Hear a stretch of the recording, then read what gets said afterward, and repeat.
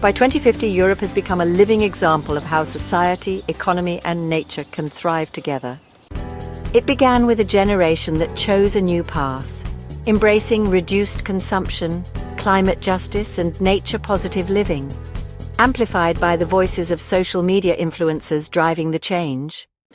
Rural areas flourished as sustainable farming, green energy, and close-to-nature forest management became the new norm. Urban centers transformed into greener, more livable spaces, powered by open innovation and circular economies. With the EU's Forest Ecosystem Services Fund, forest owners of all sizes found new ways to protect biodiversity, restore landscapes, and retain water, while building resilient local economies.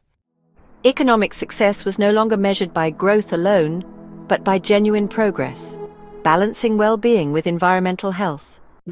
Through payment for ecosystem services, public bodies and private actors worked side by side, aligning economic incentives with ecological goals. After early hurdles, coordinated action, strong local governance, and innovative funding models brought lasting change.